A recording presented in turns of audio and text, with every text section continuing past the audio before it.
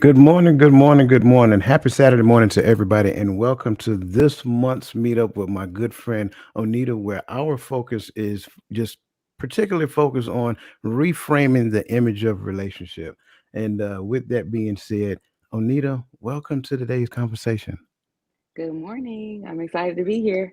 You know what? I'm excited too, and I tell you, our conversation backstage really started to spark the excitement. I was a little moving slow a little bit this morning, but I don't know what it was, man. It's just once I get in the space of getting ready to have these conversations, I get amped up. I also want to make sure that I then extend a warm welcome to everybody who's actually viewing this conversation this morning. Again, you could be any place, but you are here with us, and we greatly appreciate you being here. Again, like we always say, get in the chats, respond to some of the conversations we have, ask questions because we're here to answer your questions and we're here to provide our insight to these great conversations that we have decided to have. A lot has happened since we've last seen each other. Should I turn the floor over to you first and just kind of let you, just baffle us with some of your good news? So, last time we were together here, people, we were talking about trust. And I shared with Coach afterwards um, that I was starting a new job January 3rd. And it's been 3 weeks I've been on that job, but also this all started back really 2019, trusting in the Lord, applying for like an intern position. Time went by, and then the opportunity came up where I could apply for this job in the same office that I was interning in, and that was September. But I was told no because of regulatory guidelines. I was distraught, I was crying, but I still trusted that the Lord told me to do this. And even though I wasn't where I wanted to be, I still came on monthly. I still was encouraging people. It wasn't woe is me. The Lord is the one who told me that this was my job. So that's who I trusted and watched him move man. And that's what happened. And finally in December, I got the official offer for that same job. So we're not just talking about things here, we are walking them out. And if you are paying attention, you'll be able to see everything that we're talking about. It's not just to hear us talking, it's because we're walking it out and we want to share that information with you all so you can grow along with us. Absolutely, absolutely, and congratulations, man! That's just awesome. Thank I you. am, I am happy to hear. I'm all about the good news, by the way. So again, if you guys, anything good thing, any good thing that has happened to you besides waking up, right? Waking up is always a reason for appreciation. But any good thing that has happened in your life, by all means, just share it with us because I want to celebrate you. I think we need to do more of that in our community. Just being happy for someone else instead of being jealous, right? Let's Right. learn to be happy for somebody else's accomplishment because that is just evidence that yours is on the way. Speaking of on the way, this conversation's on the way, by the way. Shout out to Rudy. Good to see you, brother. That's my man. Roland, Mr. Roland down the street. Always good to see him. And shout out to Cassandra McKenzie. Again, always good to see you guys whenever you're part of these conversations. But today's conversation is about the key points to developing emotional understanding in a traditional relationship. Now, I want to kind of start off because I know we may have discussed this previously on a different platform. Relationship is relationship, whether we call it traditional, modern, that's your own perspective, that's your own prerogative. I'm not here to judge or tell you what it should be. A relationship is a relationship. So we chose this topic for traditional relationship because that has a defined structure, and I think that's going to be something that we'll probably touch on in the midst of this conversation as well. Now, that being said, I kind of want to start this conversation off just kind of getting our feet wet already. Let's just dive in the mud, right? When it comes down to emotions and feelings, like what are they? Are they the same? Are they different? If they're different, what are the differences? Just hit me with your best shot. I'm here for it today. So, me personally, my faith doesn't care how I feel, right? So I can feel sad, which that is an emotion. But does that emotion change me and my behavior? Because the feeling behind it can push you to do something that you know you shouldn't be doing. You're so angry that you want to not want to, but you go and you hit somebody. You allow that emotion to take over. and now you put into action. So your emotions and feelings to me, those two are intertwined. But I know that I'm in control of my emotions, and therefore I can dictate how I'm going to move forward, if I'm going to allow this emotion to take over me, or I'm in control. What is your take on this? Because everybody is going to be different, and this may touch on some things that people don't want to talk about today, but we're Yeah, here. that's all right. And again, I like the way you explained it, by the way, because I think for the most part, that is a so when people think about it, they don't really think about it initially, especially when I was younger, right? And we'll talk about that here in a second. It wasn't so much as emotions and feelings. I never even compared it. I never even considered the two in the same conversation. Just depending upon what we're talking about, we may call it feelings, we may call it emotions. But I want to offer that they're different. And here's why. If you were with us last night, we talked about honor and respect. And you heard us go back and forth jostling about honor and respect, and we, some say it's different, some say it's the same, some say they're intertwined, and I say everybody's right.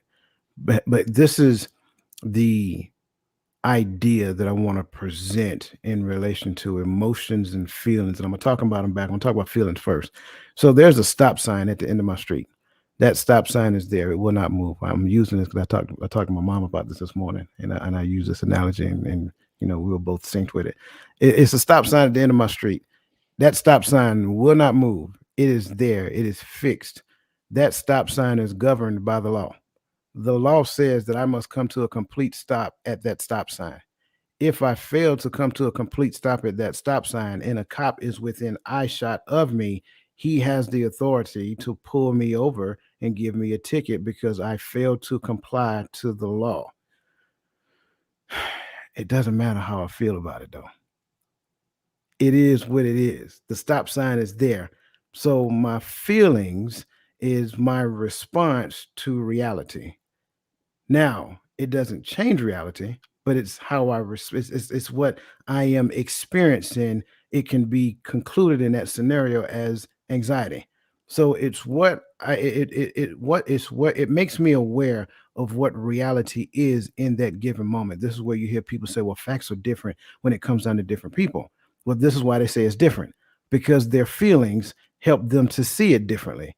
So your feelings are governed by your Right? your ideas, your belief systems, your past experiences. All those things combined together will give you a feeling. In most cases, what we do is we try to construct our life in such a way that we do not visit the feelings that we have from the past. You've probably heard me say in the past that what we have to be careful to do, we got to learn to teach the lessons that we learned, not the feelings that we harvest from the past. And so that's one of the biggest pieces to consider. So feelings, it helps me to understand where I exist in that space between reality and me.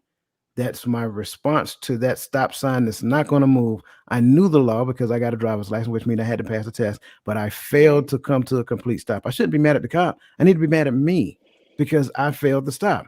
On the other hand, emotions is different because emotions are deeply buried within your subconscious. Emotions is that thing that exists within you that puts you on a particular frequency. That frequency attracts or rejects things within the atmosphere, and we use those terms when we talk about the law of attraction. Right? It's just like taking a magnet and putting them together. You put the same polarity together, they're going to repel one another. Your frequency or your emotions are governed by this thing that you have come to coincide with which is your belief system, not the wavering belief system we like to talk about all the time. Oh yes, I believe in God. Sure you do. But then next thing you know, right, your behavior says something otherwise.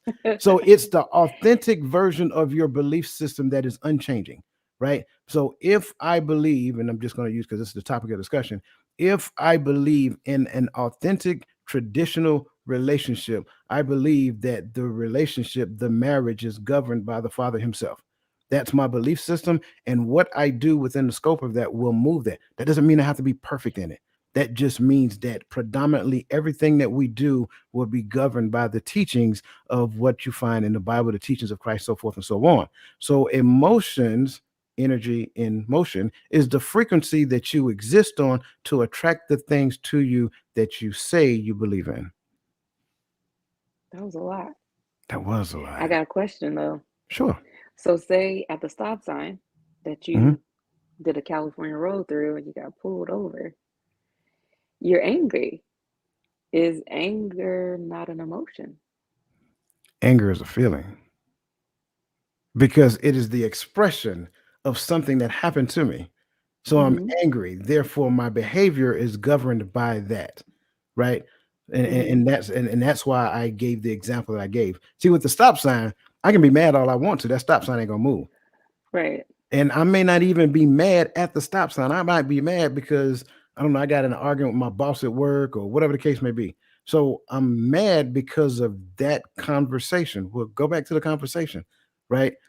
Am I mad because I didn't get what I want? Am I mad? So you see what I'm saying? So it's the Right. feeling that I get from the conversation.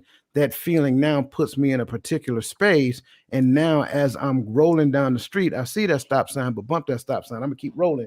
Next thing you know, whoop, you know how it was when you're going, whoop, he pull you over like, oh man, I can't believe that. So now it starts to compound. Well, now you have to realize that I behaved in such a way because of the feeling that I had from that conversation. But I love that question because it's great.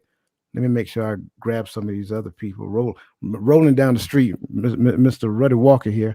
He says conscious versus subconscious. Absolutely, absolutely. Our subconscious, the things that are buried within our subconscious, like our imaginations, our emotions, our intuition, things of that nature.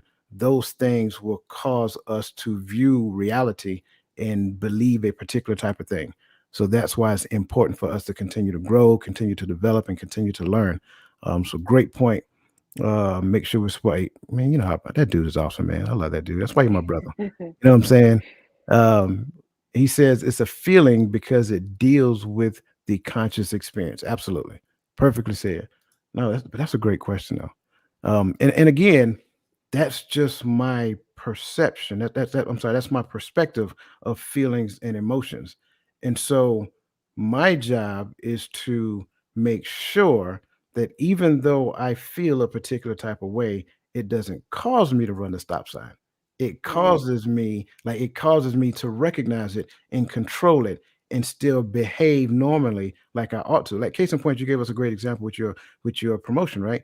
You said I had this and I know you were bubbling with excitement, but you didn't tell anybody. Now, if the feeling of the promotion or the news of the promotion had taken control and got the best of you, you'd be like, hey, guess what? I'm getting a new job. Hey, guess what? I'm getting a new job. Hey, guess what? You see what I'm saying? That's what you would And have I have done. done that. I have done that in the past.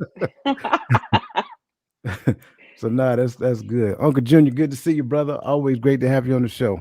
That's Uncle Junior from the Uncle Junior Network. If you have not had the opportunity to check that young man out, he is making moves and taking names. And it's a pleasure to be partnered with that young man. Now, this is the tough part Yeah. because I believe in being transparent. I think sometimes some people think that we podcasters, conversationalists, whatever. I think sometimes people think we talk from a perspective that we never experienced, right? So yeah, they got all this stuff now, but they never been through anything. So with that being said, when and how did you learn about emotions or feelings? This is good. I did not learn how to deal with them or express them until I was in my 20s, late 20s, early 30s. So, as a child growing up, I guess I shared this before, I wasn't raised by my parents. And in that household, they were very, very overbearing, abusive. It was like you had to be a robot. If you smiled too much about something, you didn't get it again. If you made a face that you were upset, you're getting beat. So you literally, the straight face emoji, I got that mastered. So growing up into adulthood, now I'm in a relationship. Now I'm working with people from all types of different backgrounds because I'm in the military. My feelings are being hurt I mean, like that. I'm crying. I'm depressed. I'm going through depression. I'm going through anxiety because I don't know how to deal with any of this. And I don't know even what depression, I don't even know what it is. I just know I'm crying all the time and I can't even tell you why. My ex-husband's like, "What's wrong?" And I don't know because I don't understand what's happening to me. I don't understand the feelings. I don't understand the emotions. So it took a while. And yes, I did go to therapy. I don't want nobody to think that, it just happened. No, I did go to therapy because I didn't want my daughters to think that that was okay. And even though I didn't know what was going on with me, I always asked them, "How are you feeling?" I always told them to express themselves because that was never a question that was asked for me as a child. Nobody asked me, "So how are you feeling? What's going on in there?" Like, so as a young parent, I made sure to always ask them, "Are you upset? Why are you upset? Why do you think that made you upset? Why are you crying?" Not, "Don't cry. Stop crying. You don't have a reason to cry." No, I'm talking them through it because I don't want them to be in young adulthood depressed, anxious, um, not knowing how to deal with people or, lashing out because I ain't gonna say I am. I was a sweet person. But if you made me mad, it was 0 to 100. There was no buffer in between. I'm going for the jugular. I don't know how to express, so now I'm just acting out.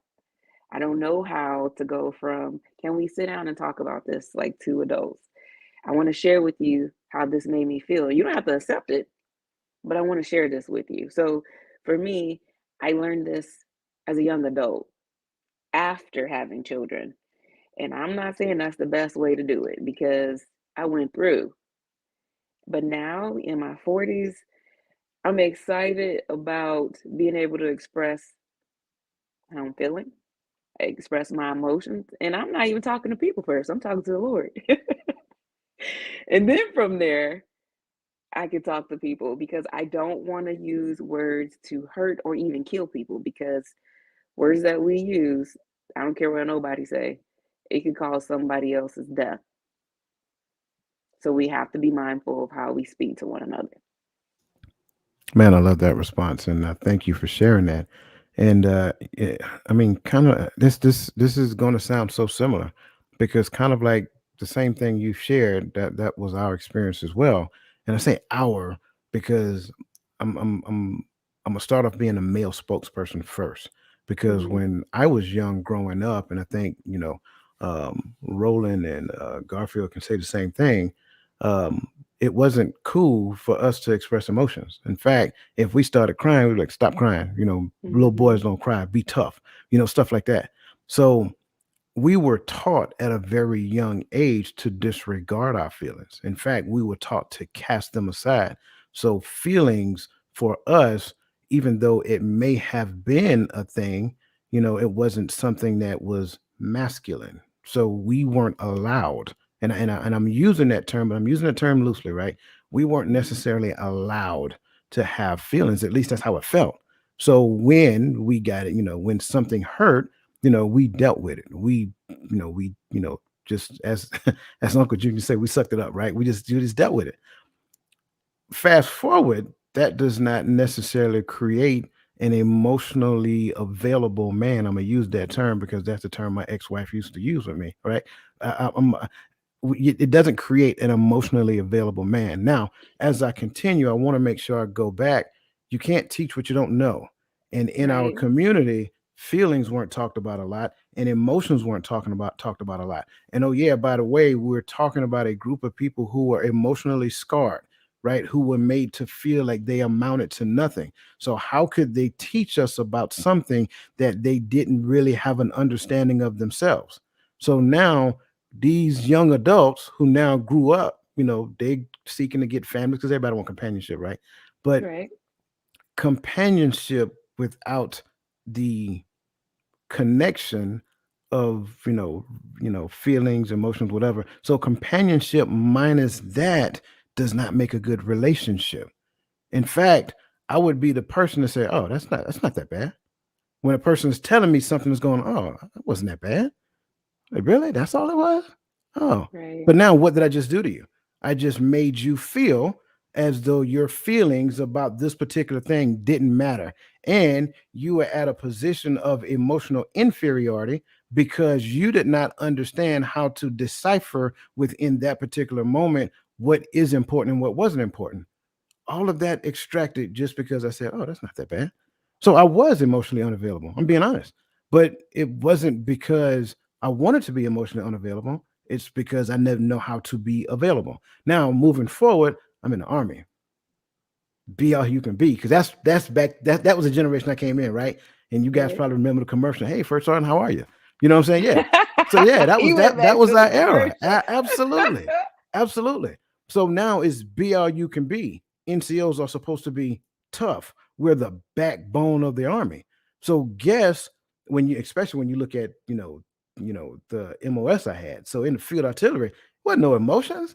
It was precision. That's all it was. It wasn't. We didn't have emotionally intelligent NCOs. We had tactically proficient NCOs. We knew doctrine. We knew the letter of the law, and we knew if we compounded doctrine on top of compound on top of doctrine, then what will come out is success. And so what you'll find is that we gained success, early success. We were good at what we did. But then I go home and I'm terrible because I can't get y'all to move nothing. But I got 30 people over here, like, doing what I asked them to do the minute I asked them to do it and coming back and reporting to me, say, hey, Son D, hey, we good to go. We got this done, this, that, and the And I'm like, man, if I can only get my kids to do that. You know what I'm They saying? are not toy They're soldiers, sir. not they're not soldiers. And listen, I probably at one point in time probably talked to them like this, I'm just being transparent. But so I said all that to say that we weren't taught anything about our emotions, so we knew nothing about our emotions. We knew they existed. There was no managing them whatsoever. It existed.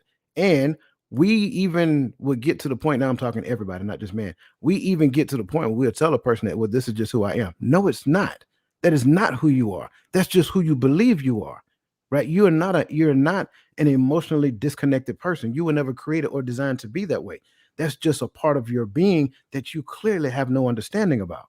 And that's the space that I found myself in at a particular point. So it took me, because I would say after OF1, I had to go to counseling. I had to go to therapy, like Garfield mentioned in Mm, the chat, and like you mentioned as well. I had to go to therapy, PTSD therapy, though, but it was still therapy. yep. Nonetheless, what she shared with me after 8 months of meeting with her, she said, I don't really think, and then this was at that point in time, this was 2004. Yeah, 2004. She's like, I don't think you really got PTSD. Like, there are signs there, but she said, I think you got anger issues. And I looked at him like, me? Angry? I smile all the time. She said, it has nothing to do with smiling. It has nothing to do with smiling. Like, you can be angry and smiling at the same time. And then that kind of gets after what Roland said earlier, masking pain, right? Masking Yes. emotions, hiding certain things. We became very good at compartmentalizing. Compartmentalization in most cases can be dangerous. I just want to be honest with you. If you just take it and put it on the shelf and say, I'm not going to deal with it right now, bad news doesn't get better with time. So Mm, that's the other part I want to share as well. So when I go back and reflect on how did I learn about emotions and feelings, I became intentional about it. I went and I studied, I looked at it, I put myself through seminars. I got around people who could teach me about emotions. I got around people who could teach me about feelings. So then I went from being down here to being up here because now you can't manipulate me with yours. So that's kind of like how that worked for me when it came down to the idea of, me getting to the point to having an understanding of, emotions and feelings. And again, this is something that's important. This is something that we have to understand. Like, we need to get to the point to understanding our emotions and feelings. And I say that because that puts us in a position of what we call personal competence. Now, we said in this particular conversation, we're going to give you key points to developing understanding in a traditional relationship. Forget the word traditional, it's just in relationship in general, right? So, key points to developing emotional understanding in relationship. And we're going to start off with personal competence. And we always start off with self awareness. Now, Anita, I'm going to ask you because you just gave us a brilliant story about how you got to the point of understanding, you know, about feelings and things of that nature. But you mentioned therapy. Tell me or tell us, what is it that, what did you understand? Like when you started looking at yourself and things of that nature, what did you become aware of that said that you needed some help? Well, one is I wasn't eating. Like when I would be in these depressive states, I would not eat. And I mean, like, I had no appetite. It just, I was drained. Um, and my kids, I was cooking food for them, but I wasn't eating it. And then they were getting older and they starting to look like, well, we're eating. Why aren't you eating? Why are you in the bed? Why are you always sleeping? Why are you? And I'm like, I cannot. Mm-mm. I don't want them to grow up thinking this is how you deal with things. You don't eat and you sleep all day. No. So I expressed that to my therapist because now think, like you said, growing up, you're not taught this. Then you go into the army and then you're taught NCOs are the backbone. You can't show emotion. You can't. I remember being in the bunker and incoming was coming in and I was so afraid I was shaking as if it's 30 degrees outside as an NCO. And I asked my friend who's an NCO, what if I start crying right now? And he said, you better not. Mm, Again, bring it down. You can't be human. It's like you got to be a superhuman. I can't treat my kids like that because that's not real. That is not the way. No, nobody should be. So that's when I started. When they started picking up on little things, I said, yeah, I gotta go. I gotta go because I don't like how I'm feeling, and I do not want this for them. And speaking on what you just talked about, compartmentalizing, I'm guilty of that. And it was to the point, even last year, my aunt passed. And I said, well, I got to go to work. My daughter is getting ready to graduate. I don't have time to grieve right now. I'll cry when I got time. mm. And that's what I did. But that also spills over into the more joyous things. I'm self aware, like, okay, do I really deserve this new job? Did, did I do enough to get this? Because I don't know if I can be happy for myself. Is it okay for me to be happy right now, or do I have to wait to be happy? Yeah. So we have to be self aware and know the traps that we set for ourselves. And something that my therapist said to me, you know, it starts here, right? In the mind. And if we sit there and we dwell on it, then the rest of the body has to comply. So if I'm sitting there dwelling on things that are not true instead of what God said about me, then I'm going to listen. And you're right, you cannot reciprocate what you don't know.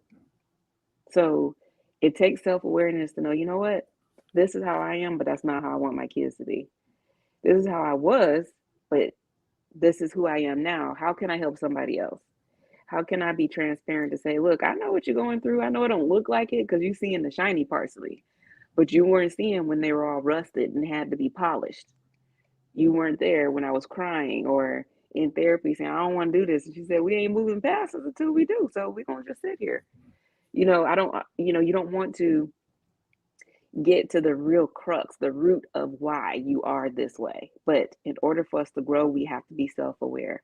Get to the root of it, acknowledge it, move forward. Because if you don't, you're going to keep going around and around and around and thinking it's everybody else who's doing this, but you're the common denominator in all these Right. relationships. So stop placing the blame outward. Take some responsibility and accountability for yourself. It's a part of self awareness. And then you can grow and then you help others. Come on, let me show you. You can do this. It's going to hurt for a little bit, but you're going to love it afterwards. Man, that was so good. You see, you hit on some stuff, and I had to be careful because I almost jumped forward when you started talking about some things just now. But no, you are absolutely correct, and thank you for sharing that as well. For me, what I was doing wasn't working. I'm just going to keep it that simple. What I was doing was not working, and I'm not saying that um, I emotionally destroyed everything I came around. That's not what I'm saying. I just realized that I was more robotic than anything. Mm, And when I say that, I simply mean that it were times, and I remember this, and this was right around the frequent deployment time frame. My kids would bring me something that they were excited about, and I'm like, that's good. Not Mm, like zero facial right. expression, no That nothing. It was emoji face, the straight right, face. straight face. It was nothing. It was, and I realized that I was more robotic. But see, here is the issue that I would tell you when it comes down to this idea, because self awareness, and this is speaking not just from experience but also from a doctrinal standpoint as well. Self awareness is probably one of the most painful things that you will do when it comes down to you. When you realize that you're not as perfect as you was trying to convince everybody that you were prior to, you're going to have to eat a big old slice of humble pie. Just keeping Hmm. it real. So once you become in your, let me say it this way, because I was about to give the wrong interpretation. In your journey to become more self-aware of who you are, you also are aware that you're not as bad as you thought you were once you started becoming self-aware. When That's you good. first begin self-awareness, it is going to be a very eye-opening experience. It will make you sit in a corner and question everything about who you thought you were prior to. Newsflash, you're not the terrible person that you are interpreting yourself to be in that particular moment. This is where you're going to have to learn to give yourself mercy. And the only way Hmm. that you can give mercy is if you first learn to accept mercy at its authentic nature. Mm. Say that one more time. I don't know if I can. So, Well, y'all rewind it because that was good. so you know how some things just jump on you and you say like, I don't know how I said that. Um, when you get to the point of when you first start to become self-aware in your journey, in your quest to become more aware of who you are, because it's a never-ending journey. I want to make sure I say that. And then if you did the math as I was talking just now, what you're going to realize is that emotional understanding is also a never-ending journey. I'm just going to put that out there early now. But self-awareness is a never-ending journey. Once you start, it is so alarming that it's like, whoa, I was in error here. I was in error here. Like it was like just like Onita said, like you done been through 10 relationships, but you're the common denominator, right? Chances are all 10 of them weren't wrong. At some point you got to some point you got to go look in the mirror. So when you go on a journey of self-awareness and realize like, oh my goodness, what you got to realize is that you're not as bad as you're perceiving yourself to be at right now. This is raw data that you're getting. So what you're going to have to learn to do is give yourself mercy. But in order to give yourself mercy, you must first learn to receive mercy at its authentic nature, not the one that you were told not the one that you were told about, you know, and I'm not going to say where, but not the one that you were told about. Like you got to have the connection, the relationship, so that you can receive that mercy. So once you receive it, now you'll know when to apply it. Right? I need mercy here. I need mercy here. Because if I don't know how to give myself mercy, I'm not going to give anybody else mercy, not mercy, mercy. And then whenever they wrong me, I'm going to put them on the witness stand and interrogate them every time they do something wrong. Mm. Every time. Not 1 ounce of mercy will I extend. Every time they do something wrong, they got to get on the witness stand and we go through an interrogation. Now, I want to make sure I'm clear when I say this. I'm sorry because that You, was me. where you, wow. See, this is why I Put love your these hand on the book. conversations. Yeah, this is why I love these On the book. conversations. Raise your right hand, sir. But this is yeah, I've been there. But it's not just you, it's not just me, it's everybody who's listening as well. And I think that's important to understand. These things are common to mankind, period. And for the person who say they never been through that, stop talking to them. Just being honest, stop talking to them. They're not being honest. So and that's what it was for me. But it was a little different because for me, I was going back and forth with myself because I have to be this way in this particular arena. When it comes, Hmm. like you said, you was in an area in I'm assuming Iraq where you was taking Afghanistan. Afghanistan. Okay, you were taking incoming. I'm gonna be honest with you. That's not the time for me to be emotional. That's the time for me to respond. I need to do something. And so I needed like it was I was stuck. I was like, I Hmm. understand I need to tap into my emotions and be more emotionally available. But every other year, I'm on a plane. And so now I'm in Mhm. a place I want to do this, but I can't really do all of this because I got to go over here and do this. And I've already lost a soldier before.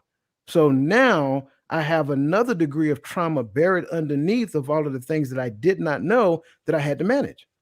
And that was frustrating. It was frustrating for me. So it's I mean, man, the self-awareness piece is I don't want to call it an evil, but it's necessary.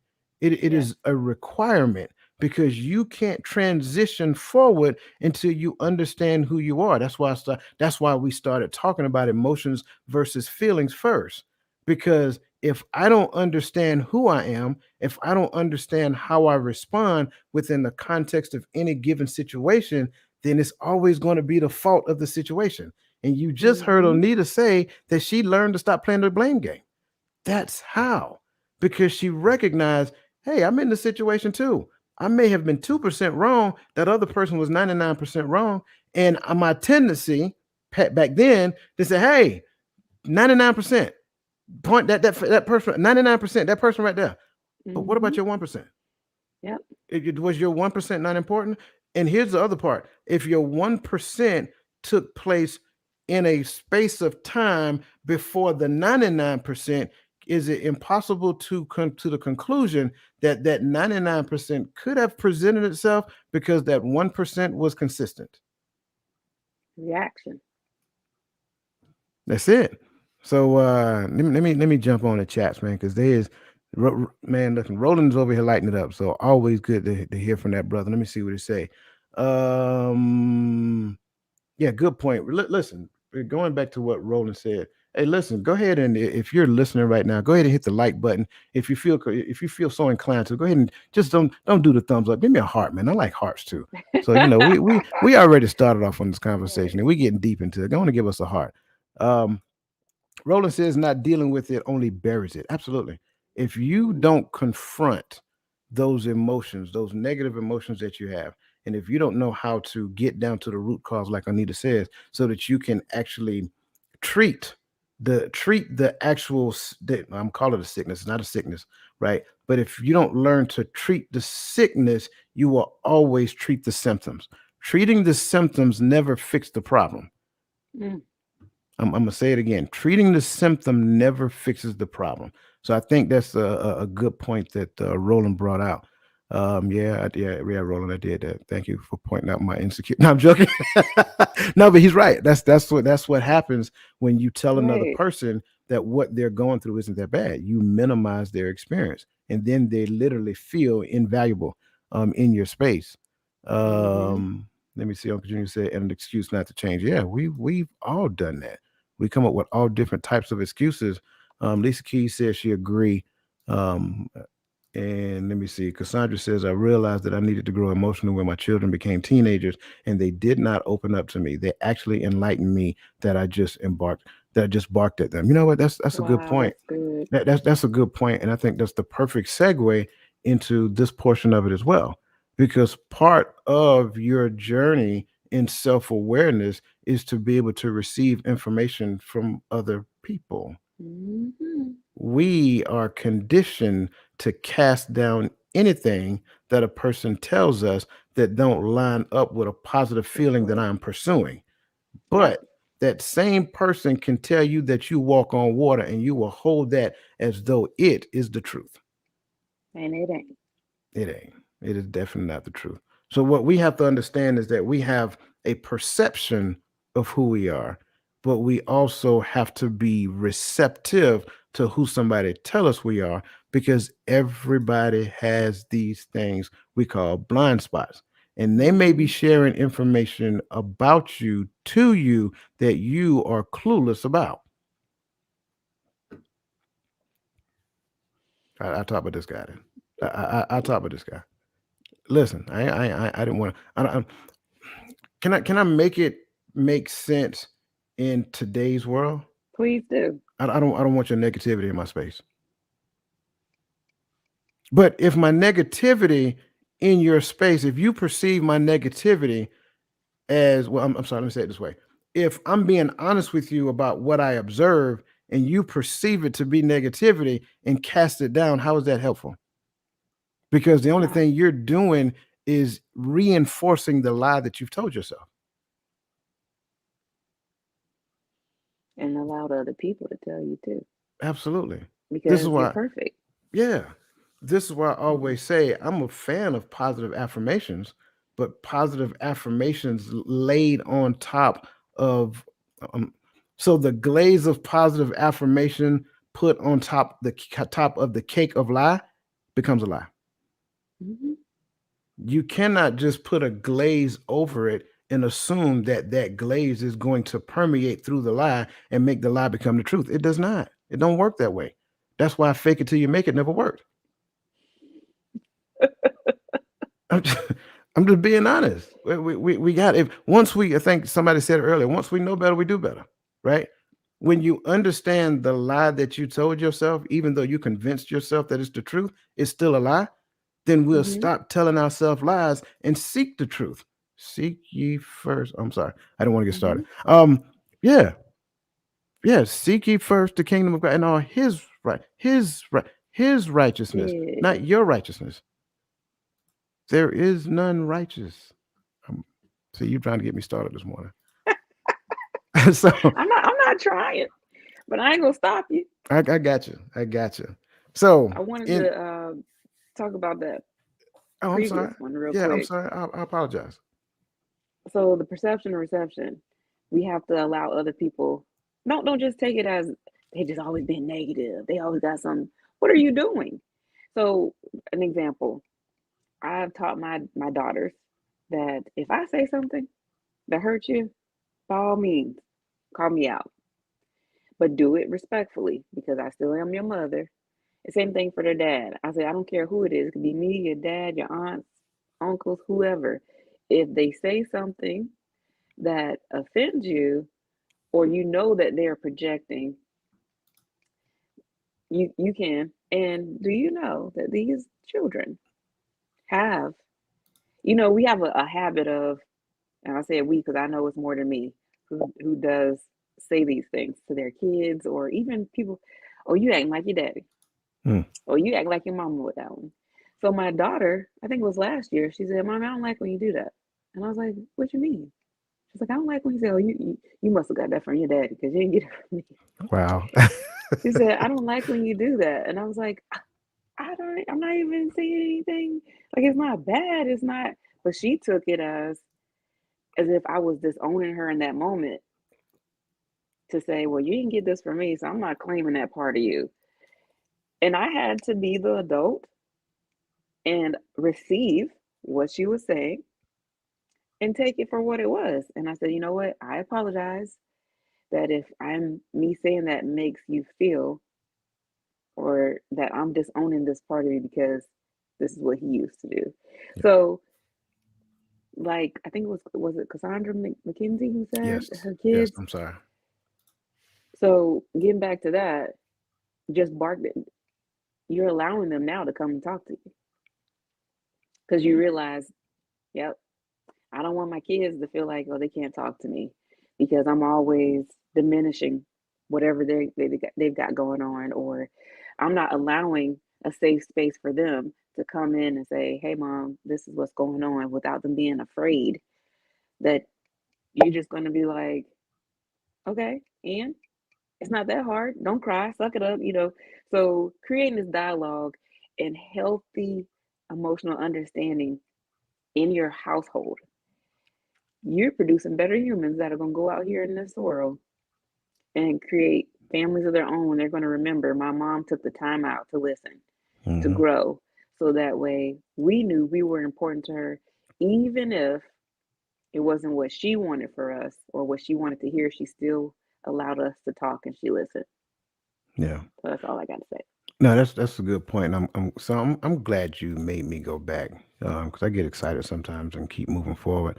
Um, I also want to address one small piece, and you cleaned it up, but I know that I used to be guilty of doing this all the time because I went from the person who didn't apologize for nothing to the person who apologized, like, "Oh, I'm sorry, I'm sorry you feel that way."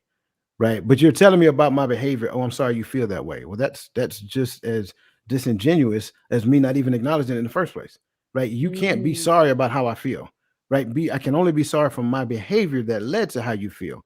So when right. I apologize to you, I have to apologize in such a way that I don't make you feel as though your feelings are wrong for not acknowledging or accepting my behavior, right? That's no. If thy brother trespassing, so rebuke.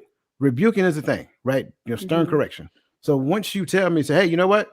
You told me that you acting just like your daddy. And I'm just using yours for an example, by the way. I'm not saying that this was you. You're acting just like your daddy. Well, another way, another means, and I call this where we start getting more intimate with one another. Well, I apologize, but can you help me to understand why that bothered you? Mm-hmm. Now I can turn around and say, because when you say that, it makes me feel that you're only pointing to the negative aspects of my dad when you talk about him. So now that's a whole nother revelation. And now Mm-hmm. we're promoting dialogue within the space of this conversation as well. So thank you for making me go back, because I think that's a great point. We also have to learn, especially in the scope of perception and reception, we have to learn to apologize for our behavior, because that is the gateway to repairing relationship. Don't just say, oh well, that wasn't, I didn't mean to, that wasn't my intent, I don't care. I really don't care at that point. I just told you what my Right. observation was, and you trying to take me back to your intent because you don't want to apologize, or you don't Right. know how to apologize, and that's the thing as well. So, and again, these are, and I want to make sure I'm clear, these are all conditionings that we're going to have to learn to overcome. We were conditioned to respond that way, probably because we were around people who didn't apologize when we were growing up. uh, Mm-hmm. Again, it's not for Especially us. parents. Just saying. I was trying to Parents be don't nice. think, I'm sorry, but I ain't. Some parents don't think that they gotta apologize to their kids. Yes, you do. You're not right. You're not right all the time. And you showing them that you're not willing to apologize, it's reciprocated in their relationships. I didn't see my parents do it, so I got to do it. Well, you didn't apologize to me, and it's about what you were talking about last night, honor and respect. Some of these people, and I know that was not our topic, but some people have grown up because their parents did not honor them and felt they were disrespected. Now they're adults, they feel they don't have to give it to them. Absolutely, absolutely. Shout out in the chats, Michelle Ray. Good to see you. Um, Roland is still just laying down the knowledge. Sometimes it's true. Mm-hmm. Like when Jesus tells Peter, "Get thee behind thee, Satan." It's who we was behaving like at the time. So it's a teaching moment. Absolutely. I Yes. think. I think, and again, go back, because a lot of the stuff is just reiterating things we said before in the past. Right? Mm-hmm. Relationship is training ground. That's really what it is. So when you go back and look at the whole perception and reception, that's training, right?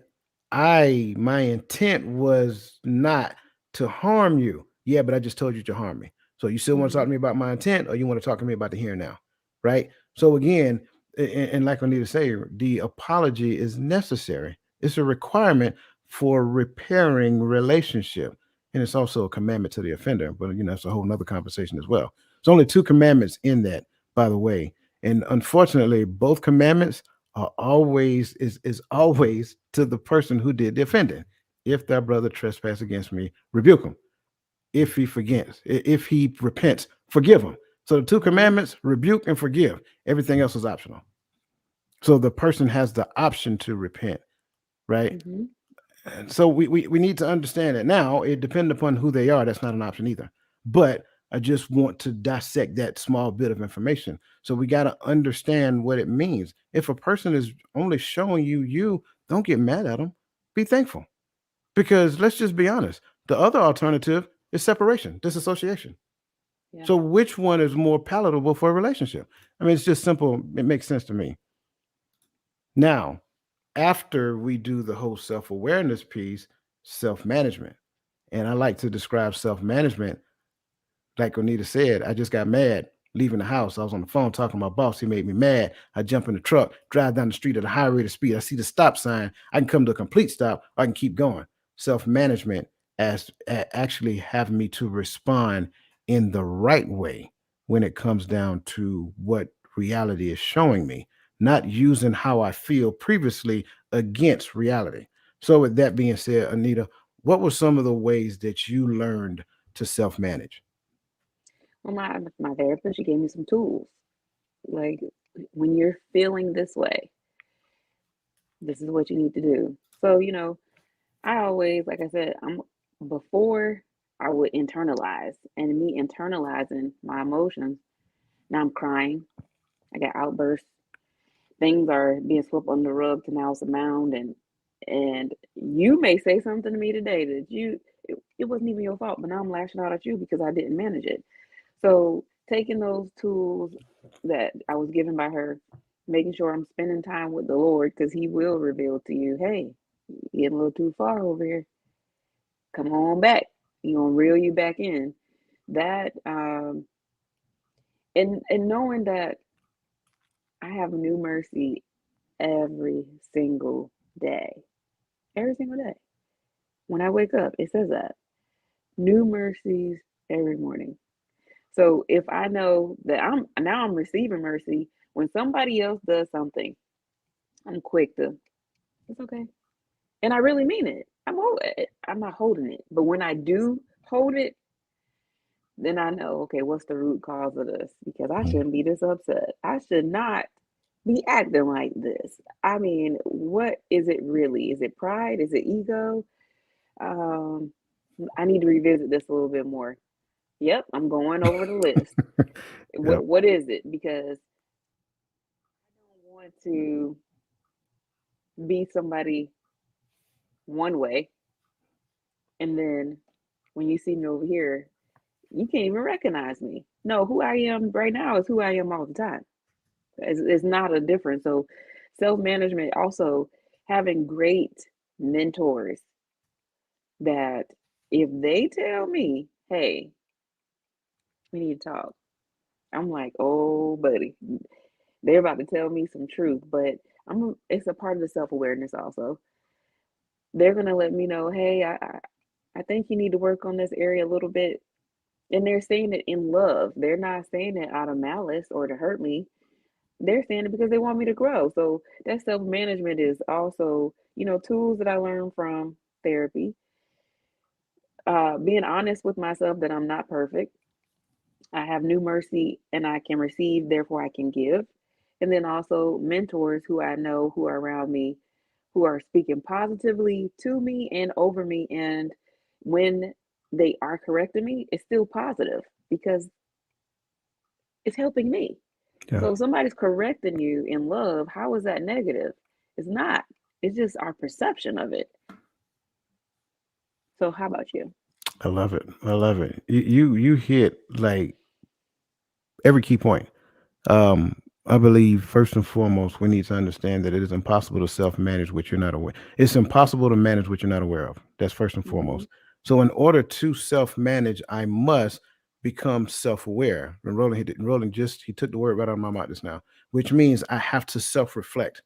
Even in the scope of somebody telling me something about myself, I have a responsibility to observe myself to see what situation presents itself where I behave that way.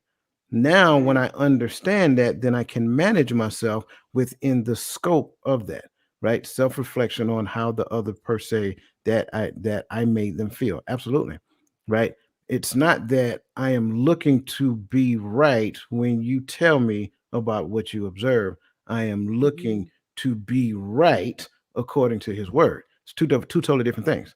So when you help me to understand that what I am doing is not right, I have a responsibility to go back and self reflect. So, self Yes. awareness is the first key to self management. You cannot manage, I'm saying it again, you cannot manage what you're not aware of. So, you That is must so go back good. and become more aware of not only what you do, but why you do. If you only become aware of what you do, that's treating a symptom. If you go back and become why you do, that's getting after the root cause, right? So, Mm-hmm. root cause analysis on your life is the key to getting to the point of self management. Like you, I took some tools from some people that I held in high esteem, right? People who I knew could teach me something I didn't know. people Right. who I knew that were aware of certain things, people who I knew that wanted to help me. That was the key. And if I'm being completely transparent, it wasn't free. I'm just, I hate to say it that way, it wasn't free, because it's one thing to know the what, but it's a whole nother thing to get the how. The how Right. is I'm sorry, I'm just being, you'll get the what all day long. The what's right here on YouTube. You can find it anywhere you go to. But the how is something totally different. And unfortunately, sometimes you gotta your best investment is in yourself. Would I change what I paid for back then? No. Would I change how much I paid for it back then? No. And the reason, and knowing what I know now, I understand why they had to charge me, because Mm-hmm. that was me convincing myself that I was committed to myself. That's the other piece. So when it comes down to self-management, I had to understand what it was and why it was. Once I understood the what and the why, then I got the how. Once I got the how, I practice it and practice it and practice it and practice it. Why? Because I needed to create a new habit. That's the key. Doing it one time and patting yourself on the back that does nothing, right? Because you still got old habits you got to replace. Mm-hmm. So if you don't repeat this habit, right? If you don't repeat this habit, then it's not going to become habitual. If it's not habitual, it's not who you are. So Right. just doing something one time to convince somebody that, oh, this is who I am, they'll believe it up front, but the facade is going to fall off as time progresses. Like my grandmother used to say, just give time, right? I'm telling you, the mask will fall off. So unfortunately, there are some people who mask themselves in self management simply because they have not done the first step, self awareness. Some people don't know that, and I want to make sure I'm addressing it. Some people don't care about that. I want to make sure I'm addressing it. Mm-hmm. Nonetheless, whatever it looks like, it's essential. So, like you, I had to find the people who could help me. I had to be honest with them. I had to be upfront with them, and I had to be committed to myself, because once it got really uncomfortable, I had to show myself that I was committed to me. So even though it got Hmm. uncomfortable, which simply means that they were moving me outside of my comfort zone, I would not fail. I would not quit on me, because if I quit on me, I'm gonna quit on everybody else. Mm-hmm. Therefore, your perception of me leaving you because you don't know how to manage your emotions, that doesn't mean I don't know how to have a relationship. That just means I'm Right. not open to the type of relationship that you're selling. Two Hmm. different things. Never let another person confuse you of that. Once you make a commitment to yourself for his glory, then you will understand that you have the tools, you have the ability to be in a healthy relationship because you're committed to him. Once you commit to him, that's your commitment to yourself as well. Stay committed to Mm-hmm. that, right? Don't ever let another person pull you out of that, right? I keep these words just keep slipping out. I'm sorry. Don't ever let another person pull you away from your first and true relationship, Right. because that is evidence that you are capable of relationship. So it don't matter what lie they tell, you stick to what you know, not the behavior you once had, the behavior you're supposed to have. So self-management is the key, because this is the thing that where it shows that you have the commitment level to the person you made the commitment to. And I think that's important. So yeah, I had to do all of that. And it really revealed how painful the self-awareness piece was for me. That's why Mm-hmm. I mentioned mercy, because if I didn't inject mercy at that point in time, I would have curled up in a fetal position and cried right here. Mm-hmm. I have to say, because you just said a lot. We ain't gonna skate past that. My bad. But when you said you had to pay these people for this help, let me tell you, you got a return on your investment.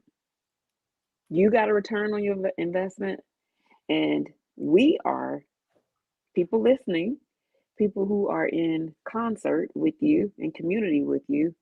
We're getting the value off of it too. So it's the same thing that if I paid for therapy and all these other, it's a return on my investment right now. Like I can show you a picture from what I looked like 10 years ago to what I look like now. You can see it in my face. It's a return on an investment. And second, commit to you first. How are you going to commit to anybody else if you won't even make a commitment to yourself? If you continuously letting your own self down, How are you going to keep your word to anybody else? Like sometimes you are the priority. How about not even sometimes you are the priority. And if you are the common denominator in all these other relationships, you owe it to yourself and whoever you say that you want to love and be in a relationship with to be authentic, to be who God called you to be. So that way you're in the will and not outside of it. Because me personally, I don't want to be where he not. There the provision is not there if he's not there. And I'm gonna go through hell and high water and I can't swim. So I need to be where he is. And if we can get this like for real, extend mercy to other people, especially because we get mercy every day. Like that's gonna help y'all. I mean, that's like the best thing for me, even for family members. They might do something. I'll be like, okay, all right. I mean, I Absolutely. got mercy, so I'm gonna give it to you, and I'm gonna forgive them. It says, how many times a day are we to forgive? 7 times what? A whole lot. I'm just gonna say a whole lot Okay, that because that was you all I ain't gonna. wanted to go back Yeah, on. a whole lot. You know what? So first and foremost, Chris, welcome to the show, brother. Always good to see you. Um, so I can't stress this enough because I've heard it so many different times. Look at this person, and I've even said it before, right? And I believe relationships are a reflection of your most important relationship. In fact, also have a philosophy: the way that you treat people is a reflection of how you treat God. So if you use people, you only use Mm, God for what you really want. Therefore, the relationships that you have in your life are only a reflection of the relationship that you have with God. Therefore, come if on, I sir. have healthy relationships in my life, it's because I have a healthy relationship with my Father. Why would I have an unhealthy relationship with a person who only desires for me to be healthy, only desires for me to be whole, only desire for me to have abundance, on not a paycheck, abundance, only desire for me to be prosperous. If that's the case, then if I am treating him only picking him up when I need him and putting him down and picking him up when I need him and putting him down. Genie in the bottle. Right. If I'm treating him like a genie in a bottle, then what do you think you're doing with people? Hmm. So this is the key. People are only a reflection of your most important relationship. And for me, that relationship is with my father. And keep in mind, this is why I always say whatever commitment you made, it will be tested because it has to show itself at its true nature to you, not because of it, but because of you. That's Hmm. it. So I just want to touch on that because I think that's important. I think we need to understand that. Now we're getting and keep in mind that piece was the personal competence piece. This is the journey of coming into awareness of who you were created to be. It is a never ending journey. Therefore, what you'll find is once you move into social competence, you become consciously aware in the Yes. realm of social competence. So who you were in the span of relationships 10 years ago, like she said with the salt and pepper haircut back then, who she was back then, right? She laughed because it's true. I knew it. Um, No, it's not. I will show you the I'm picture. joking. I'm joking. I'm joking. So who you were in the span of relationship back then, when you look at who you were then and who you are now, like you will amaze yourself, like, wow, like the way I viewed relationship back then is different than how I viewed relationship now. The way I viewed relationship back then was other people serving me. Now I view relationship as me serving other people. So it's totally different. And that's how social competence and personal competence compare to one another. A lot of times we try to get the social competence without the personal competence. Don't work that way. It's Mm-mm. like I see Garfield. He making a joke about something I said previously. It's like people going fishing but putting the wrong end into the pond. It don't work that way. You ain't gonna catch no Mm, fish that way. nope. It don't work that way. It's only a certain amount of time before the fish come up to it and say, "Nope, that don't work. I'm out." That's what actually happened. So just like me being self-aware, I have to get to the point of social awareness. Now, in the scope of social awareness, and so I'm gonna tell you, I don't know personally, but I'm just gonna go out on a limb. I think Onita might be a social butterfly. So with that being said, Madam Butterfly, would you mind sharing with us how did you become socially aware? Uh, Honestly, going to church and spending more time with the Lord, because I realized that everybody's not a robot. Everybody's not going to be me to me. So I have to accept individuals for who they are and not who I want them to be, and just show them through example a version and a love of Christ through me, because I've been given mercy. So if I'm extending that mercy to them, most of the time they're like, "How are you doing this?" And then they want to learn more.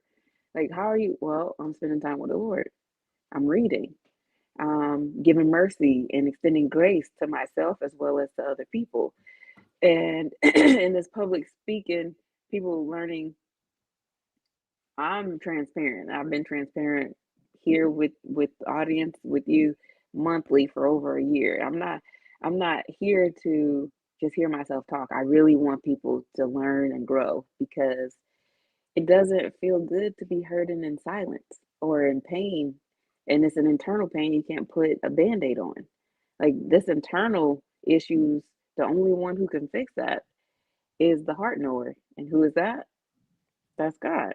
So if I am doing the work personally, now, like you said before, commitment is going to be tested. Well, I was committed to me. So now the testing is, how are you going to be with people out in public? Are you going to extend the same things that the Lord extended to you? Or are you going to be on this pedestal that you allow people to put you on and say, oh, no, I don't have time for you? No, find somebody else. I don't know. So I wouldn't say I'm a social butterfly, but I do interact with a lot of people, and that's not a mistake. So I know that that's a part of my journey. That's a part of my platform that the Lord has blessed me with. But if I don't pass in private, I'm going to fail publicly. And Mm, I can say that I am a child of God, like you were saying in the beginning, but then you see me acting this way, and it's contradictory to what I was just saying. You can't you can't fake the phone. And I saw this last night. One guy, on TikTok. He said there was a woman who was claiming to be a woman of God. So I said, "Oh, you're a Psalm 31 woman," and she said, "Yeah, Psalm 31 or Proverbs." You see, you got caught up, girl. You better be paying attention. But again, know who you are, know who's called you, and then when the test comes, because it's coming, I want to see how committed you are to me, not me, but the Lord. How committed are you to me to go out and serve my children, even if you don't like them, even if they don't act the way you want them to act? They're still my child. I want you to go and I want you to serve them. So learning that in private, and it was a lot of testing. mm, I mean, I'm having full on tantrums. mm, Nobody ain't seeing it. So when I go out but in public and people aren't liking what I'm saying, or they come up to me afterwards and they're like, I'm like, how you said that? And well, let's talk about it. What didn't you like about it? Is it really that I said it, or is it a root cause of it? mm. And then it's, oh wow, I didn't. So we have to commit to us in private so we can go out and be committed publicly to those we are called to serve. And I'll leave it at that. I want to know about Absolutely. you though, I love it. coach, because you are a coach. So, I, I love it. Yep. First person I had to learn to coach is myself. mhm, So yeah, I'm liking everything that you said. I want to um again, I have to go back to the self-awareness piece because all of this mhm, starts with self-awareness. So if I bypass that part, like you said, I'm going to fail at this part. So what does that really mean? Well, that means that, well, I am going to be the most important person in the room in every room I show up on. So how does that look? Well, when I meet you, the first thing I want to do is give you my resume. Right? I want to tell mm, you a life story about who I am because I am important. and I want you to see me as important. And the only reason I'm doing all this talking right now, being that we just met, is because I'm trying to convince you of my importance, to where the right way to meet a person is to ask them questions about them. Mm. Hmm. So once I humble myself and realize that I myself am not the most important person here. In fact, if I'm completely honest with myself, I'm placed here to serve. So I'm supposed to esteem you higher than I esteem myself. And if Right. I can do that, then people would be like, hey, that dude over there in that blue sweatshirt, he's an awesome person. Go talk to him. Like he got a like, I mean, Mm-hmm. like I really enjoy being in this company. Like he has a presence about him.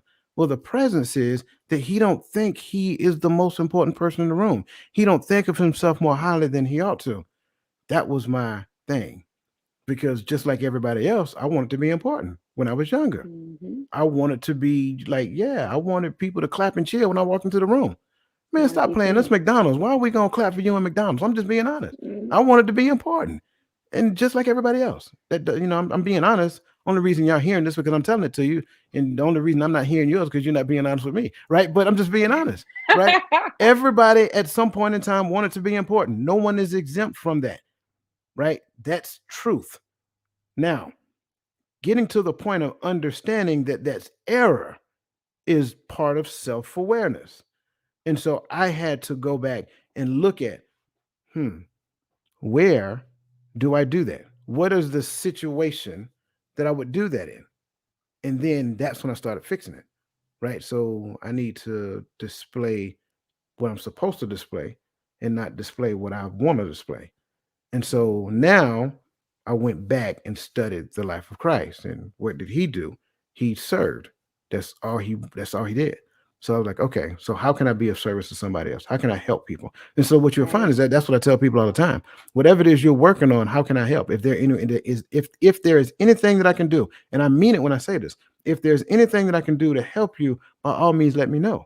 And some Mm-hmm. people are brave enough to put me to the test. Again, the commitment to myself mandates that I have to follow through. Why? Because I need to be a person of my word. His word cannot return to him void. It must accomplish what it set out to do. Right. Therefore, when I put my word out there, I need to have the same metric of understanding on my word as well, because I'm his representative. So now social awareness means that I'm more concerned about you in this Mm-hmm. space than I am about me. And to do that, I have to do two things and do it well. I have to listen and I have to observe. So if I'm doing all of this, I ain't doing none of this. Mm-hmm. If I'm busy trying to get you to look at me, I ain't paying no attention to you. These are the things that this is the part where I was talking about that it would have made me curl up in the fetal position, because I was like, whoa, you are a terrible dude. Like, seriously, you're terrible. Hot garbage, to be honest with you. But No. it wasn't a place of criticism for me, it was a place of honesty. Hmm. Okay. So now what can I do to replace these behaviors? And so I started practicing it. And it was like seeing a baby deer learn to walk for the first time. I was just stumbling up, seriously, like trying to connect with people. Man, listen, it was difficult because I wasn't accustomed to doing it. And so I would Right. stumble over where, like, what bring you here? Mm, Mm-hmm. I got an invitation. Okay, cool. So what do you do? You know what I'm saying? It was like that. It was awkward. It was uncomfortable, but I stuck with it. And then what I found is that it just like roll off my tongue. Like connecting with people now is easy. You know what I'm saying? In fact, Mm-hmm. it's to the point, and that kind of gets this is what social awareness is really about. It's to the point where I can detect the barrier that you put up automatically when I approach you. And this happened the other day, and I thought it was so funny, right? It was a person. I'm just going to leave it at that. And when I was within close proximity, I said something to him, and his response was almost like, "Yeah, okay, cool, leave me alone," right? And so me, I'm breaking down barriers, because here's the thing: Mm-hmm. I either want you to be honest with me or be honest with yourself, right? But in order to be honest with me, you got to first be honest with yourself. So if you don't want Mm-hmm. my kind to talk to you, then I need for you to tell me that, and I'm okay. I will honor Right. that. You see what I'm saying? So just tell me, say I don't want to be bothered right now, and I'm like, okay, cool. I just was making casual conversation. That's what friendly people do. And Mm-hmm. so listening and observing is the thing that I had to do. So I asked him questions so I can hear and see how he responded. And then what I found out, it wasn't what I thought it was initially. He was actually having a bad day. So we ended up talking about it. And then he said, man, I'm glad. He said, at first I wasn't even going to talk to you, bro. He said, I'm just being honest. And that's what he said. He said, bro, at first I wasn't even going to talk to you. He said, but man, I'm so glad I did because Mm-hmm. this was an easy conversation. So social awareness is just understanding and being able to sense another person's, here it is, emotions, the frequency that the person exists on. You can tell when it's a repellent, but you also You got can to feel it. realize, you can feel it, but you also got Mm-hmm. to realize that the repellent may not necessarily be what you think it is. So who is more important, you or the other person? And if it's me, I never would have talked to the person because I felt he didn't want a person like me talking to him. But once I talked to him, what I realized is that it wasn't that at all. He just had some stuff on his mind that he was processing, right? Right. And sometimes it gives off a bad vibe. And so Mm-hmm. as I talked with him, we started talking. Next thing you know, we exchanged information because he asked me what I do. That's how social awareness works.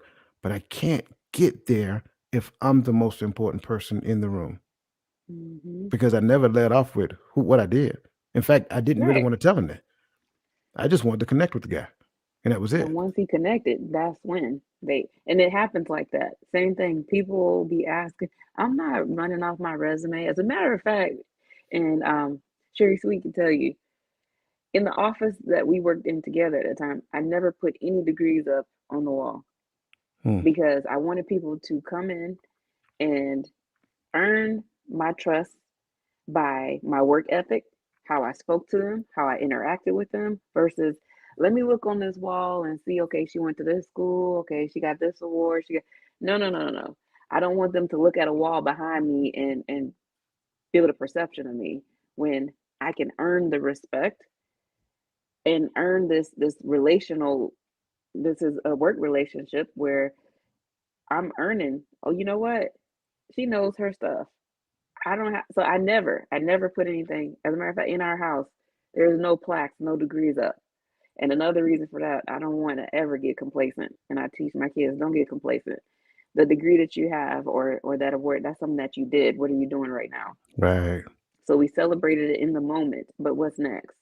Okay, we can't sit here. So I like what you said. You're not running off your resume. right, No, you're just talking to them. And then from that, they're like, wow, what do you do? And then they're like, hey, can we exchange numbers? So you can earn a new friend or a value just by talking or listening. I'm sorry, by listening to somebody. And then how you move and how you interact with them, how you respond, then they want to know more. It's like that's the buy-in. hmm, That's the absolutely, buy-in. It's not a rundown of resume because a resume tells you what I did. Don't absolutely. tell you who I am right I now, want you what to I'm know who I doing. am. Absolutely, Right. yeah, that's awesome. Great question, Michelle. She said, "What do you do if you haven't met that guy there she's mentioning, or Roland, or Anita, or Uncle Junior, or Chris, or Tanisha Bowman, or people who really have a heart to help other people?" Um, ma'am, if you would like, I will turn it over to you. I think you already gave us the answer, but I'm gonna turn it over to you and let you answer this, and then I'll respond after you if you don't mind. Okay. So for me, I didn't have the list. I prayed. I'm not kidding. I prayed. I didn't want to be the same. I wanted to grow and I had a hunger to change. And then a little bit at a time, every day, and I call her my spiritual mom. She was right down the hallway. I didn't even know she was right down the hallway. And then a little bit every day, she was like you with that gentleman talking to me a little bit every day, a little bit. And then I start to open up more and then open up more talking to her. I saw she had a very robust spiritual life. Like, and now I'm like, okay, I want to know how you doing this. She's not telling me, well, you know, I go to church this time and you should be doing this. No, she just loved on me as a person. And then from there, I wanted to know more. I wanted to know, how do I get what you got, this type of peace? So I would definitely say pray, pray, pray. But guess what? You saying, what do you do if you haven't met? Those of you who haven't met, you have now. So reach out. Don't be so, you know, afraid Man. to grow. Don't be afraid to grow because it's required. If you're not growing, you're dying. It's one or the other. It's Mm, not in between. You're growing or you're dying. So, in order to grow, it's going to take some time. But I would tell you, reach out on Facebook. Um, I am willing to talk to anybody. As long as there's some mutual respect there, we can get through this. I'm going to extend you mercy and I'm going to receive mercy. So I know Coach Dwyer is also, he's a coach. We seen Roland in the chat. Like, they always are here giving us the real. They're not lying to us just to make us feel good. Because if we allow them to lie to us to make us feel good, anybody on the street can knock us right back down. mm, Let somebody pour truth into you, not a lie. mm. I'm gonna leave it alone. I had to shake that off, man, because that was fire. I wish I had the gift up here to put the fire, the flame thing. I mean, man, that was like, if you didn't know, if you don't know him, you know him now. But I think there are people, and I want to make sure that I'm clear when I say this. There are people who cross our path for a reason, but I also think that there are people who hope that people cross their path for the reason they're looking for. Now, that was a I want somebody to help me grow statement. That was I want somebody to become a life partner statement as well. Take it with a grain of salt, but that's true. I think when we hope a person cross my path that is willing to help me, there was zero responsibility metric laced in that statement I just made. So Mm, sometimes what you need to understand is that you need to be intentional about your growth. You need to go seek that person out, right? Talk to some people, interview some people, find out what they offer you. Do you want a person who is focused on secular development? Do you want a person who is focused on spiritual development?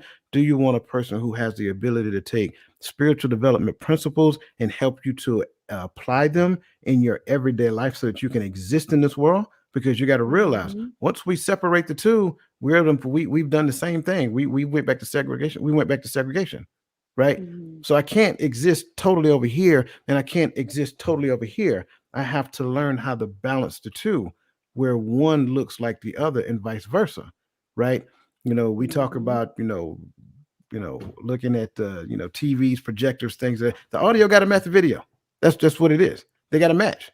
So when it comes down to not meeting that person who has the ability to help another person develop and grow, what we also have to realize, how much effort have you placed into meeting a person that can help you develop and grow? I think that's one of the first places I'll start.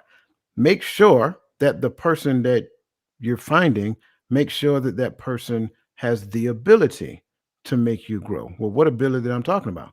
That they take responsibility, that they have accountability, right? They have adaptability because life happens and mm-hmm, things don't always line up with exactly what you're saying, right? I think when you look at those things, those are some of the things that we have to understand. So it's not that you're being interviewed. It's not that you're being interviewed to see if they want to accept you. No, you're interviewing them to see if what they're offering you're buying.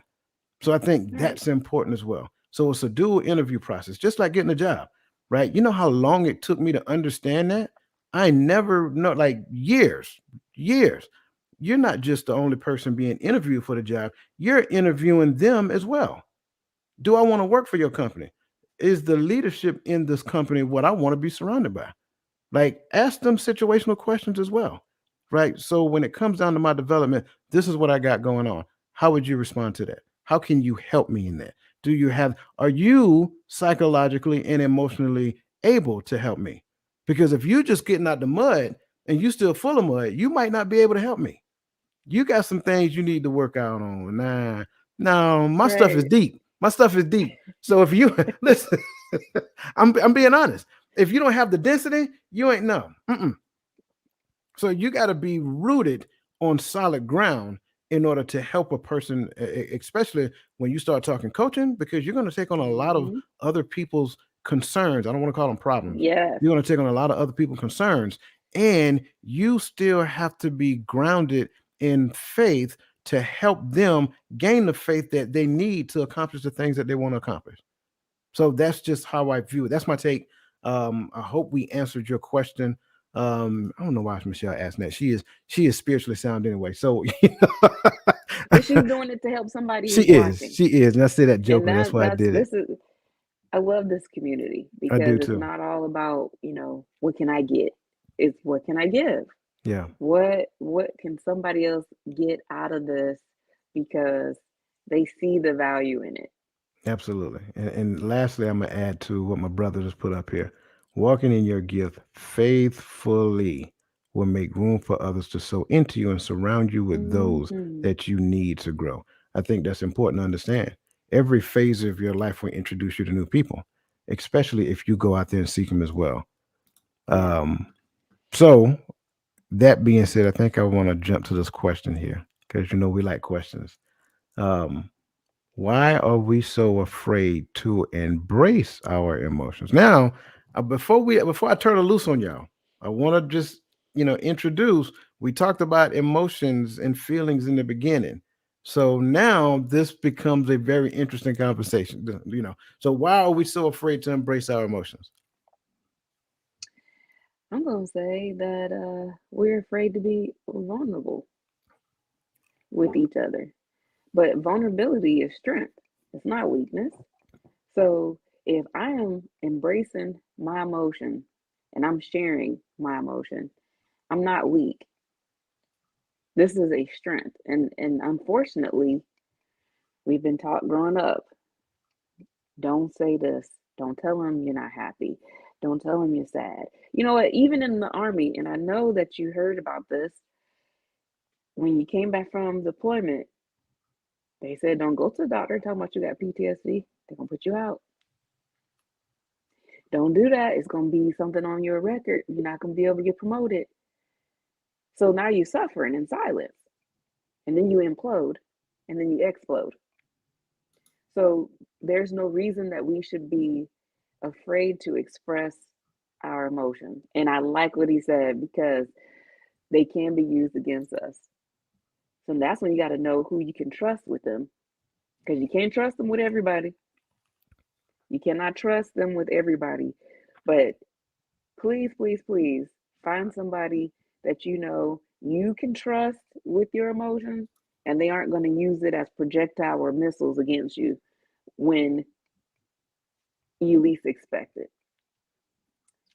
You have a healthy fear of being hurt due to our past. This is so good. This is so good. Okay, okay, okay. I'm gonna pass it over to you. Go ahead. I mean, so I'm agreeing with all that. By the way, I'm a. I want to make sure that we create a lineage of understanding in this whole conversation, right? Why are we so afraid to embrace our emotions? Number one, we don't understand them. That's why. Mm-hmm, It's very difficult for me to do anything with something I don't understand, and all that get an understanding, right? So, mm-hmm, that being said, if I don't have an understanding of a car, then it's very difficult for me to go to the store if you give me the keys. I'm gonna go out there and I'm gonna pretend like I know what I'm doing until I get in the driver's seat and I'm like, I don't know what to do with this thing. So the other idea is the embrace our emotions. That's totally different, right? So you have the understanding of the emotions, but then you have the mm-hmm. embracing of the emotions. And the embrace that we're talking about here is being okay with them, right? Mm-hmm. Not allowing them to get the best of you, not using them. I think it was Uncle Junior who mentioned using them against other people. Like, Roland mentioned, we have an unhealthy fear of being hurt due to our past experiences, right?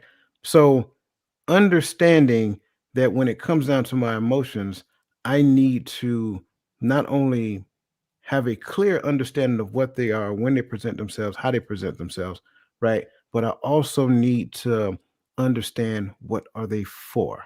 Again, Mm-hmm. my emotions are for my progression. My emotions equate to the law of attraction. My feelings are in essence based upon my experiences and my understanding of what reality is. So when it comes down to it, if we just want to put it in a ball and say my emotions, I'm okay with that. But if I can't embrace it, because you also have to understand, based upon my past, that is also the frequency that I'm gonna vibrate on as well, because then I attract the unwanted or the unhealthiness of the past situationship. I'm just gonna call it that Mm-hmm. situationship that I experienced. Therefore, all we do is recycle the same type of people. They just look different. Right. Well, it's hard for me to embrace something if I don't know how wide it goes. That's So good. now it takes me to learn about it. That's the other piece. Self I awareness. don't I don't know it, right? Get away with it. I don't know it, right? I've never known it because no one ever introduced me to them. Once I Mm-hmm. was introduced to them to realize that they were the thing, and it's a thing that I cannot disconnect from me, and now understanding that I can't disconnect it from me, I need to harmonize with it. And if I don't harmonize with it, I can't embrace it. So why are we so afraid? Because we've never learned about it. We never got an understanding of it, and we have yet to harmonize with it. We are someplace within that three-headed monster. Learning, understanding, and harmonizing.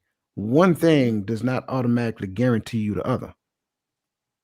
I did not say entanglement. Cut it out. All right. I said situationship. So I tell you, that's why I love these guys, man. All right. So with that being said, again, we appreciate you guys for joining us, and we're just going to leave you with our final thoughts based upon emotional understanding. Again, we appreciate you guys being here. If you believe that this information that we talked about today will help somebody, by all means, share it with them and just ask them to look at it. And if they feel so inclined, by all means, look in the bottom right hand corner and click on the little emblem, the subscribe button to pop out. Click on the subscribe button and join the community because we do this all the time.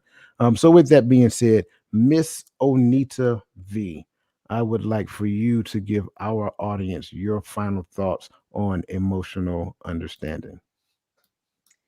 um, I would say first, give yourself some grace.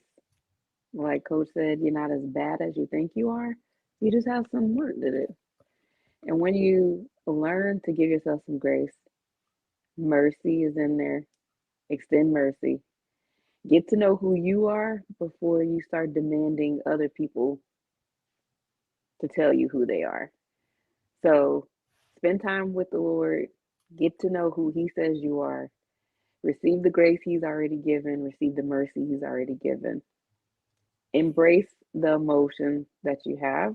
Get to know what it is that you're going through. And if you need help, reach out.